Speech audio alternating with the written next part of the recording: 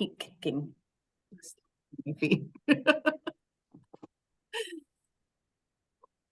All right. Happy Friday, everybody. We're excited that everybody is joining in. And while folks get in, it always takes a few minutes. And because of that, I like to have a little fun while we wait on everybody. And because everybody here on camera is from Texas, we're actually going to have some fun Texas trivia today, too. Uh-oh, here we go. We got two transplants in this thing. Are you ready? Are you ready? Yeah, let's do it.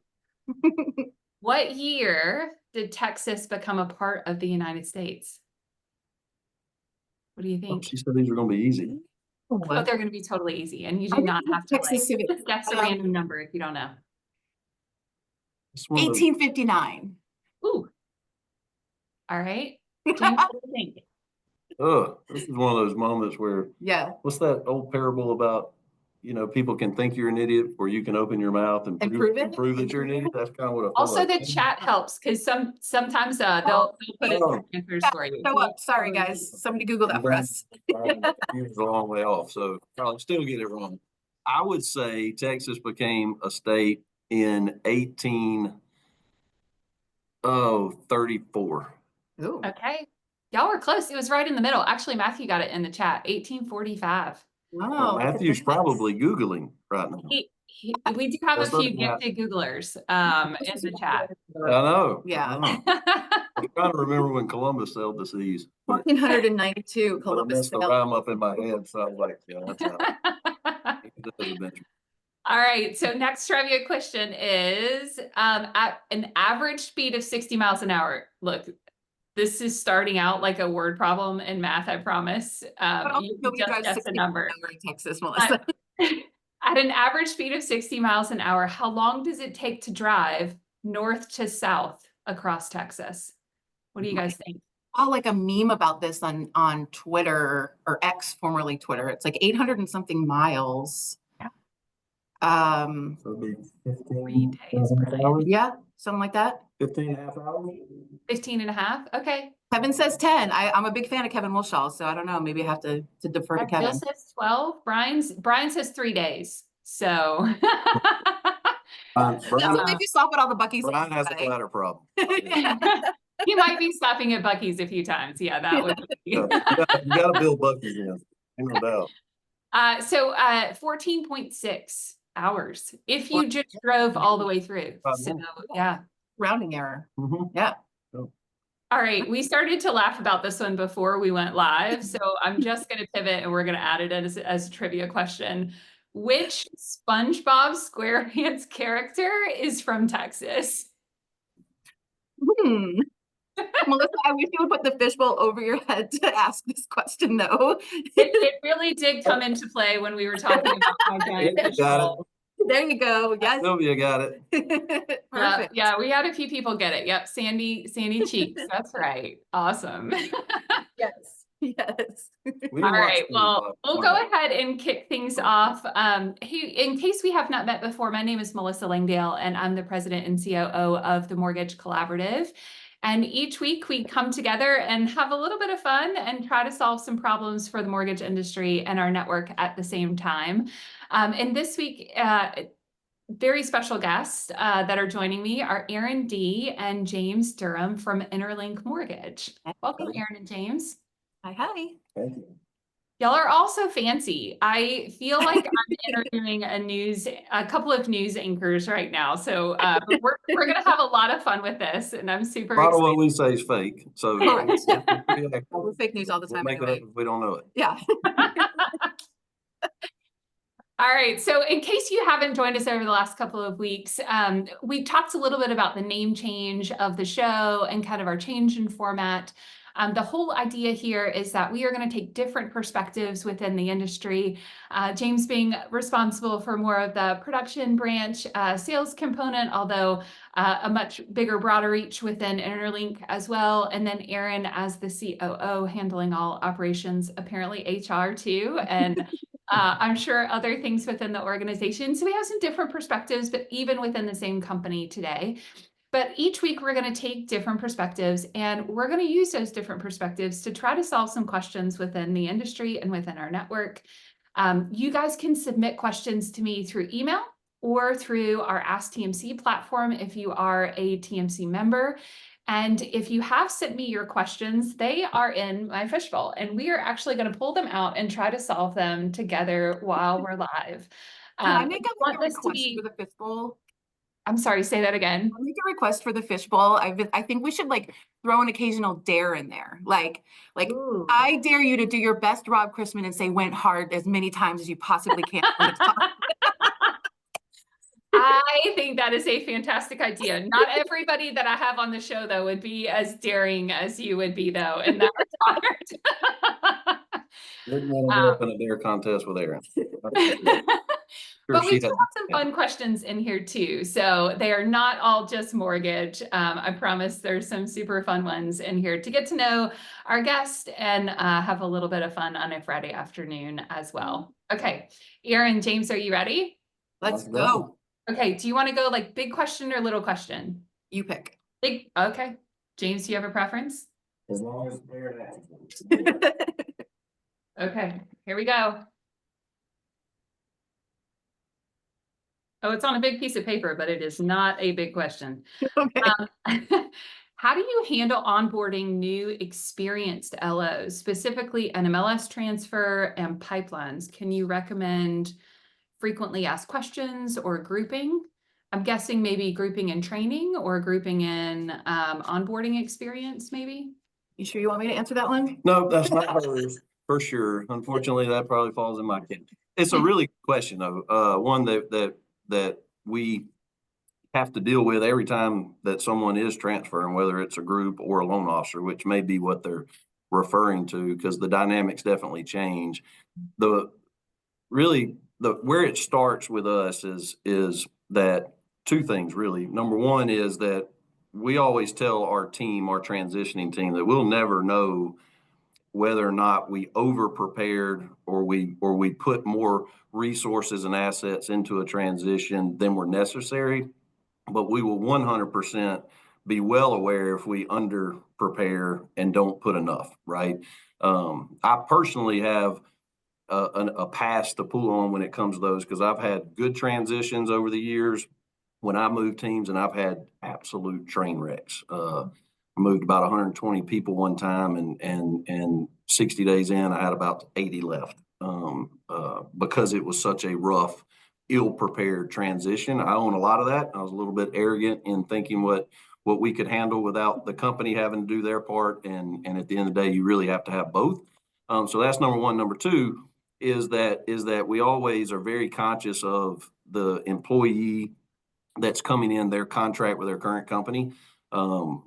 Gene and I, our CEO, he and I work very closely together in these, and we always say there's no amount of basis points or revenue that you can buy character and integrity with, right? And so at the end of the day, the first and foremost, you've got to prepare, you've got to plan. We always have a plan A and plan B, because you never know the exiting employer, how they're going to handle that resignation, right? We always tell everybody, hey, offer your 2-week notice. That's the right thing to do. Although in our industry, typically, if you're in production, they don't want you to work it, but you still need to offer it, because they may need you there to help finish out some loans. But secondarily to that is, if we plan if they execute the 2 weeks, and we plan if we've got to onboard that individual the very next day. Either way, we've got to have a plan to execute and honoring their contract, right? Moving loans ahead of time in today's world is not a good idea. Most contracts prohibit it. Oftentimes the consumers are not communicated to accurately, right? The loan officer panics and tries to spin the story of why they're moving, and they end up having to disparage their previous employer to move the loan. And at the end of the day, it's just bad, right?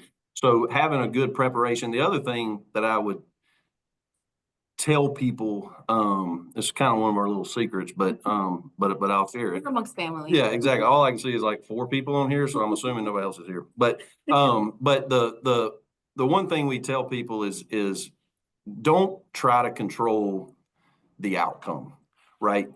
that's when you get into trouble, and that's when you cause headaches, both for the company that you're going to and the company that you're leaving. And that's where they bow up, right? And they oftentimes can cause more trouble. You're better off going in with a plan, with your resignation that says, hey, here is my pipeline. Here are the loans that I would like to leave here because of the stage they're in. I've done my part to get them ready and communicate with ops or whatever it is. Here's the loans that I would like to take with me. Here's why, right? I've got relationships with these. They're only at pre-qual stage. They haven't gone to contract, whatever the case may be. And then here are all of my TBDs pipeline, and I would like the opportunity to take them. Depending on your contract, they have the ability to give you permission. And when you lay out the plan, what I can tell you as an executive, unfortunately, we have had branches leave us over the years and loan officers. A lot of them do come back, but we've had them leave. And when somebody presents to me the plan that they would like to have, but can respect the fact that I've got a contract that I have the ability to enforce as well, and they tell me what they would like to do, I'm a whole lot more apt to allow that to happen, because now I don't have to worry about what's going on under the cover of darkness, right? They've been forthright. I know I can contain to this, and oftentimes it makes sense. I don't want somebody's realtors and borrowers. I don't. There's really very little value to those to me after that loan officer is no longer here. So so that's part of what we do is we help counsel someone that's coming to work here in how to properly go to their current employer and make the exit. And then we over prepare and we make sure that financially that we bridge that gap where the loan officer is not, there is no motivation for them to do something that could disrupt their transition out of financial gain, right? So we kind of take that off the table and we advise them on the best way to do it. And then we all get after it on doing that. So that's kind of that's where a lot of people fall in that trap, and they have fear of, can I leave my company? What do I do with my pipeline? There's never a good time to leave. And the truth is, if you have a good time to leave because you don't have any loans, then you might want to tell your new employer that, hey, I don't have any loans, right? Because oftentimes they don't know that. But if done properly, there's never a bad time to make a transition if you plan properly and you've got the right company you're going to that respects that. So be prepared, be flexible, be respectful of the company and the customer experience. 100%. And then the second stage to that is here at Interlink, as an example. I know a lot of companies have transition teams. We call it the SEAL team. I named it that probably 7 years ago. I love the Navy SEALs. I just think they're awesome dudes. They're tough, and they're, if I could do it over again, I would have green paint on my face. I wish I'd have gone that route, but I didn't. But make that happen if you want. I can go to my purse and get some. I think I'm a little too old and my feet are too flat apparently. But if I could do it anyway, I really think those guys are cool. So we named it our SEAL team. They're the best of the best. It's a small group. We take an individual from each of our forward-facing departments that branches and producers deal with, and we designate that individual. Number one, they have authority. Number one, it's somebody that can make a decision, underwriting, closing, whatever it may be. They have authority, and we designate them to that transitioning team, and they are there for whatever the needs of that individual are, and they have the ability, and they know we give them the direction that if you get a phone call from this branch for the next 120 days, it is your highest priority. I don't care if you got a loan closing in 30 minutes, man, you call your other buddy underwriter, get them to clear that deal. Your priority is answering this branch's question and getting them to the right place. Because when somebody joins a new company, you don't know everybody. You don't have the relationships. You don't know who to call, where to go. So you need to have those key people in place that can begin to give them the comfort level of, hey, I can get help. My question doesn't fall on deaf ears. So that's key. That's a great answer. All right, I'm going back to the bowl. You guys ready? All right, let's go. Oh, here's the long one. Oh, this one might be for you, Erin. I came across a lender offering FHA with DPA second. The CLTV was 100.5 though. And the DPA rate is 2% over the second. The rate on the first will go down into the low fives with points, looking for some similar options. Do you know of some other options that are offering some DPA with kind of aggressive terms? Not offhand, but I know that there's so many different DPA options that are coming out right now. I know there's a few that are members of the network. So I would have to say, well, let me get back to you on that. All right, we'll answer that one a little Let's do bit another later. one. We'll do a do-over. Yeah, if you are out there and you have some suggestions, put them in the chat for folks. We'd love to see maybe if we're missing any in the network too. All right, here we go. One more.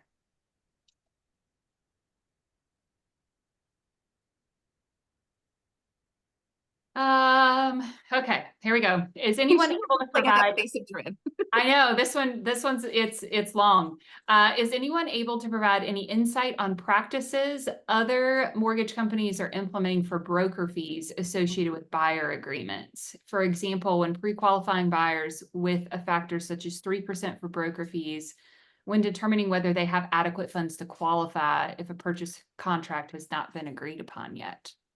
Yeah, so I actually just had this conversation, had a conversation about this with our good friend Tony Butler yesterday, not specifically on this, but around the NAR settlement. And really what I'm seeing out there is no change in terms of who is paying. Sellers still continuing to pay in the market areas. We're in 29 states, all the market areas that we're seeing, sellers continue to pay this. So no, I have not seen any perceptible shift in it, nor are we trying to push it from a qualification standpoint, because really it's the sellers are still paying. So we really haven't seen all that much difference in terms of practice. Now all it is just more language in the contract, around that. So really no changes. And from the other lenders I speak to, they're not making any changes either. James, are you telling anything to your sales team on, like, as they're going to pre-qualify folks, what the general rule of thumb that is helpful? Just from a cash to close perspective? Yeah, there's a couple of markets that definitely have been more concerned with it potentially moving that way, although they've seen the contracts that have actually gotten to contract to an agreed upon price. It still has where the seller is covering the cost. But specifically in our New Orleans market, it's a little bit more, it's kind of up in the air, right? And what that individual is doing and has kind of talked with other loan officers in his market, what they're doing is he's advising on the front end. Let me know your assets, right? And he's educating them about it and making sure that he has, 0.5, 2% in leeway on his assets. And if there's any reserves that are required to get the approval, then he's making sure he's covered there as well. Generally what he has found in the conversations I've had with him specifically, and he's like, man, rarely can you not document enough assets to cover if you just ask them for a few extra, right? Now, obviously, if you're in a market that you've got product that there are no reserves, I mean, these guys are just coming in skin of their teeth with just a few cents left in the bank, then that's also where you got to counsel that consumer up front that, hey, in this case, you're going to have the seller cover your real estate fees. So today, to Erin's point, it's more about communication because we haven't, so I can only speak to what we've seen. We haven't seen any of the markets transition to where that's really become an issue. It's just a perceived issue at this point. Yeah, there was definitely, at the onset of it, lots of questions, lots of concerns, but it seems like it's kind of settled in back to, similar to prior to August. All right. Yeah. All right, here we go. Let's do it. Let's see what else we got. And Erin hasn't touched yet, so I'm proud. I just want to give her a shout That'd out. be fun. Yep. What's your favorite football team? No. Oh, UCF Knights, baby. Listen, Put in the chat. we're the team that beat Auburn in the Peach Bowl, in case you Talking smack. Are y'all even in a conference? Big 12. Oh. Yeah, Auburn. James, Auburn's your team. Yeah. Not a real good year to be an Auburn fan. I think your coach went to our team, actually. Gus Malzahn is actually our coach. We sent him to y'all. No, after we beat you. Gus didn't fit. He was such a good coach, we decided to continue to pay him to go work somewhere else. Yeah. I need that kind of gig. Yeah. I had no idea this would lead to like a rivalry discussion on our You're trying to make ops and sales fight? Come on, man. That's not. Yes, we'll throw Yeah. compliance in the mix. It'll be fine. Yeah. Somebody will come out with something bleeding or broken. It's all He good. was talking about wearing a referee outfit for Halloween. Perhaps he should have. Yeah. Blow your whistle in my ear. Had to run out of flags around her. Everything's a foul. Oh, I got another one for you guys. You ready? Yes. No, we're Is still any- talking about football. Go We're ahead. still I'm talking sorry. about football. Well, I'm a Clemson fan, so we could talk about football all day. I like Clemson. I like Clemson. That's a very similar campus to Auburn. It is, yes. Both have the Tigers. Both actually we were there's a lot of ties between the schools that are very similar. But I always put a P in Clemson, so just FYI. At least it's not a Z. Yeah. Some people think it's Clemson. Clemson. Yeah, Clemson or Clemson. It's not either one. All That's right. like it costs the Golden Knights, and it's annoying. So we all have it. All right, new question. So is anyone rethinking their ops or sales workflow? We'd love to see what options others are considering. Are you thinking way outside the box, Erin? Yeah, I mean, here's the thing. I think you should always be reconsidering your workflows, right? I mean, you should never be stale. We're currently in my favorite time of year, strategic planning, getting ready for next year. And so I'm kind of trying to think of how I'm looking at workflows. And it's different this year for me, especially because it's my first year at the company. So really have had the last 6 months to kind of take a look of where everything is and where I think we can continue to just be better and better. So I'm thinking about it in one way. So in 3 letters, really, TBM, right? So the first thing I'm thinking about the T is training and technology, right? So where can I use tech to make us more efficient and use training to make my teams better and able to make decisions quicker, right? Then there's B, better than the last one. So every time we have a error, a defect, a hiccup in our process, anything, how do we look back and make sure that doesn't happen again? So we're constantly improving. We're not just going to say, okay, we are going to solve this and move on and not think about how we don't have to ever solve this ever again, right? And then there's the M, metrics and reporting. So always just having a look at the data, knowing where are my turn times, how are my cycle times, where are things coming through the process, understanding how all of my ops people are performing, right? So TBM, that's really how I'm kind of looking at trying to make sure we've got things going and we're going to 2025 even better than 2024. I love that. That's so cool. James, anything out on your side?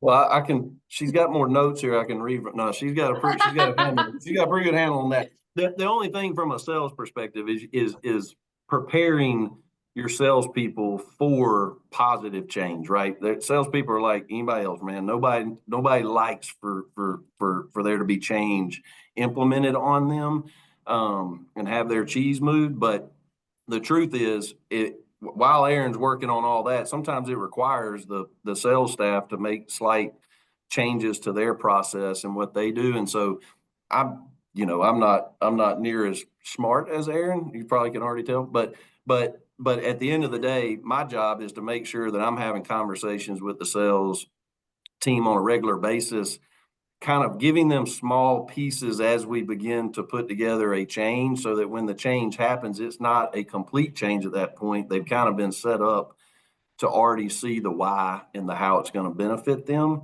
But to the original question, we're here again. I've been here for over 10 years now, so it's very hard for me to speak to other places with any relevancy. But here we are constantly, I mean, every Monday morning, we're in the boardroom as an executive team looking at all kind of data and metrics, and we're constantly looking at, is there a better way to can you say skin the cat? I don't know. I'm a dog guy, so I can say skin the cat. But is there a better way to skin the cat? Song for Can you. you say that? Yeah. Okay, cool. Trump just can't say it. That's all. Yeah, eat the cat. Oh, bless. But anyway, so that's something we're always looking for, and Erin's great at it, obviously, and really so is Gene. Our CEO is extremely data driven, metric driven. He's got the sales side too, so he gets it from that level, which is really awesome. To have somebody that understands both sides, but he's really keen on that, so it just makes it easy for us to brainstorm and to vet those ideas. But you got to. I don't care if you're at a branch level and you got ops in your branch, or if it's just you and a loan partner working through. If you're not constant, I call it the Legos, right? I'll only stay on this soapbox for a minute, but this you asked me to follow up, so I am. So growing up, I loved Legos, right? And I would.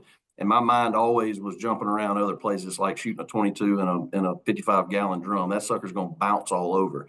And I would build it to the instructions, and it would look just like the box, right? Like it would come out and it'd be a cool little car or whatever, and it would look just like it. But then my mind would always be like, man, could I make that better? So I would tear it down and I'd rebuild something with the same Legos to see if I could make it cooler. And sometimes I did, sometimes I didn't. And if I didn't, I'd just go back to the instructions and rebuild it, and I'd have that car from the box.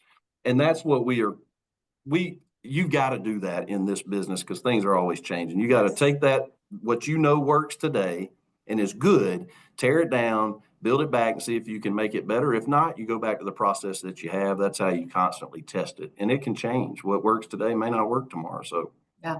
I think James hit on a really important piece too, which is the collaboration between the two, right? In case you can't tell, he and I get along pretty well, right? And so we really try to focus on, well, listen, that's fine. It can be my opinion. You think we get along great. So really, it's like me, like making a change in operations, but making sure I run it by James. He helps see the communication, helps make sure I frame it in a way that sales hears it the way that they need to. And so really understanding that when you're making changes in one, you need to properly communicate it out to all impacted parties. I love it. Great analogies. All right. Last question. I hope this one's for you. See, it might not be our last question. Oh no. What did you have for lunch today? Did you eat? I haven't eaten. I haven't. Well, I take that back. I did have a Bible study at the school board meeting this morning, and they brought kolaches, but I was planning to fast until after this deal, not because this deal was worth fasting. Maybe it was worth fasting for, just because I was going to, but I had a kolache, so I blew that, but I haven't had lunch yet. Well, actually, I'm normally like really good about the lunches that I eat. I meal prep and blah, blah, blah. But last night I went out downtown and had a couple drinks and ended up having a run-in with the Secret Service. So, I can tell you guys about that one offline, but it's fine. Kamala is here in town, and I was at the hotel that they were at. So I got to be frisked by some hotties. So, but I was feeling a little rough today. So I actually went and had Taco Bell for lunch today. I'm so trying to get something. Taco Bell.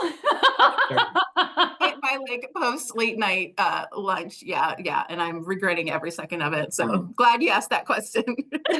All right. Next episode of The Fix, we're going to hear about Erin's story of her Secret Service encounter. I just always find that I always find some sort of shenanigans to get into. It's my gift in life. I love it. Okay, really last question this time. All right. This is also another fun one. What are you reading right now? Any good books or podcasts that we should know about? Well, Melissa, I love not always doing some sort of episode with you and mentioning I'm a libertarian. So I'm super heavy. Right now I'm listening to Part of the Problem. It's really, really great. It's election season, so there's just lots of really great stuff out there. And then I'm actually reading Human Action by Ludwig von Mises as well. Okay. Well, I don't know. You're a libertarian? Yeah.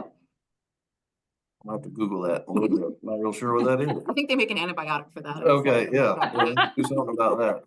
So I like to listen to Meat Eater. I'm a Republican on podcast. No, all seriousness, I read the Bible. I don't do a lot of reading outside of that. That's really where I do the reading, or Fox News or something online. I don't have a lot of time to read. I've got 3 kids at home, so when I leave here, it's craziness. But I love the podcast. I listen to Church 1122. They're out of Jacksonville, but they do a follow-up podcast to the sermons, and it's just cool dudes that, they dig deeper, and it's so related to life. It's just really cool. But that's really what I spend the car time here in Houston, because there's a lot of traffic. You spend a lot of time in the car listening to that. That's the truth. Yes, I miss Austin. I miss Austin traffic is something I never thought I would say. I miss Austin traffic. I never thought I'd hear somebody say that. Okay, but Houston does have. They're known for some traffic issues. I'll share one that I'm listening to right now too. I've gotten into the Learning Leader. So I don't know if you guys have heard about it or not. Ryan Hawk is the host of that. This past week, he had Seth Godin on. Just fantastic episode on leadership and life. And so if y'all have not checked his out, I would highly recommend it. We actually are going to have Ryan Hawk on to the 12 Days of TMC as well as one of our keynote speakers. He's going to actually launch 12 Days for us. So excited to have him on there too. Great. That's cool. Well, we are all out of time, and I am not out Man, of that was questions. fast. So we'll take some of these and we'll have them next week. We've got another couple of great guests on next week. If you guys have questions, don't hesitate to reach out and send them to me by email or put them in our Ask TMC platform. Erin and James, thank you guys for being awesome sports and answering all of our questions today. Thank you. Having some fun with us on a Friday afternoon too. Thanks for having us on. Absolutely. It was It's good fun. to see you. Appreciate it. Absolutely. Good to see you too. Have a great afternoon, everybody. We'll see you back here again next week.